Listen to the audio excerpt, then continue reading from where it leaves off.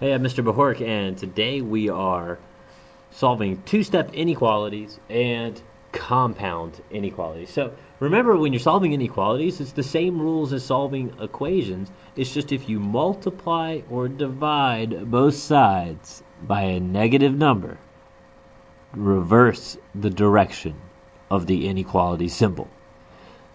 Sorry to say that so serious. People forget all the time, and it makes me so sad. So remember, if you multiply or divide both sides of an inequality by a negative number, reverse the inequality symbol's direction. Wonderful. Okay, so let's get started with example 1. We got 14 is greater than 4D. 14 is greater than 4D minus 10. Wonderful. So if it's the same rules, what we do is pretend like this inequality sign is an equal sign, and we're going to add 10 to both sides. So plus 10, plus 10. Okay, so those cancel out, leaving me with 4D is less than 24. From here, I'm going to have to put this in black so you can see it. From here, we're going to divide both sides by 4. Those cancel out. And 24 divided by 4 is 6. So 6 is greater than D, or we could say D is less than 6. Remember, the alligator has to be eating the same thing if you flip it, so he's eating the 6. You better be eating the 6 in this one. All right, and just for practice, we're going to remember how to graph this, right? So remember, since it has a less than sign, there's no or equal to part. It's an open circle at 6. Open circle. And since it says D is less than 6, well, then we want to shade all the numbers that are smaller than 6. So I'll use green, and I'll make the brush size a little bit bigger. But we want to shade all of these numbers that are less than 6. Wow, I made that way bigger than I probably should have. So let's undo that. Control Z. Let's kind of decrease the brush size a little bit. So all of these numbers that are less than 6. Wonderful. Cool. Let's do another one. Change my brush size back to something reasonable. Okay, so let's have K over negative 3 plus 8 is less than or equal to 7. So if it's like an equation, pretend like this is an equal sign, and let's move on. I'm going to subtract 8 on both sides. So those cancel out, leaving me with K over negative 3 is equal to 7 minus 8. Well, that's negative 1. I said equal to. Oh, I made the worst mistake ever. Is less than or equal to. Oh, my goodness. Can't believe I just did that. Then what we want to do is we want to multiply both sides by a negative 3, and that should be ringing an alarm in your head. Oh goodness, I'm multiplying both sides of an inequality by a negative number. So what happens? Okay, let's write it out. We're going to end up with K is no longer less than or equal to, but greater than or equal to. We flip the inequality sign. And negative 1 times negative 3, less 3. A negative times a negative makes a positive. All right, cool. So let's practice graphing then. So it's got an or equal to part. That means it's going to be shaded at 3. And it says K is greater than or equal to 3. So that means that K, we want to shade all the numbers that are bigger than or greater than 3. And that was what the graph would look like. Cool. Let's talk about compound inequalities. So what I'm going to have to do is erase some stuff here. Erase quite a bit, actually.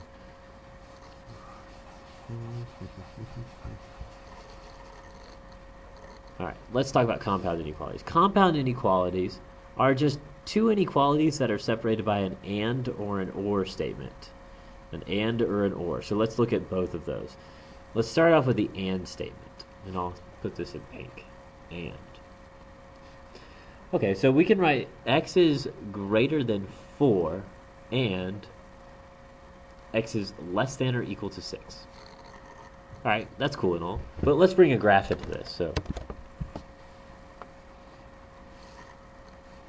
all right, so let's graph this and see what it looks like. x is greater than 4. We're just going to do one at a time. So that's an open circle at 4. But let's not shade yet. I know it's going to shade to the right because it's greater than, but let's not shade yet. Okay, let's look at the other one. X is less than or equal to 6. So less than or equal to 6, so it's got to have a closed circle. And it's shaded the other direction. Well, we're just going to shade in between them. It's not going to go past there because it's and. X is greater than 4 and it's less than or equal to 6. So it has to be both. So 5 would work. Try plugging in 5. 5 is greater than 4 and 5 is less than or equal to 6. So 5 works. It has to be both. That's why it says and. If I chose 2, let's say if I chose 2. Okay, well, 2 is less than or equal to 6, but wait a second. 2 is not greater than 4. Since it says and, it has to fit both of these categories. So 2 is just wrong. So the only values I'm interested in are the ones that are in between 4 and 6. So I like to think of this as x gets sandwiched. Sandwiched. I know. Laugh all you want. Okay, sandwiched between 4 and 6. So one way we can write it is x is less than or equal to 6, but it's also greater than 4. X is sandwiched.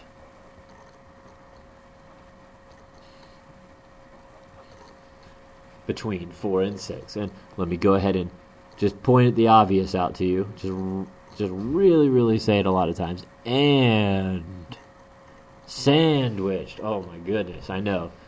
The corny jokes are killing you, but you know you'll love it. So, next up, let's talk about or statements. And I know this is a long video, but we're getting it done. Let's say we got x is less than or equal to 2. Or negative 2. Negative 2. And I said and. Or x is greater than 3. So let's graph this one. Alrighty. And or x is less than or equal to negative 2. So it's a closed circle and it's shaded to the left. Before I shade it, let's just see what happens. And x is greater than 3, so it's an open circle, and that's going to be shaded to the right because it's greater than. Well, it seems to shade in different directions, so let's go and shade. The other one was less than or equal to, so smaller than. And look, they shade off in different directions. So the way I like to think of it is they fork. They fork off in different directions. They fork off. Like a fork in the road. Let's put that in there. Fork off in different directions. And try plugging in a number. Try plugging in like 0. What happens when you plug in 0? Well, because 0...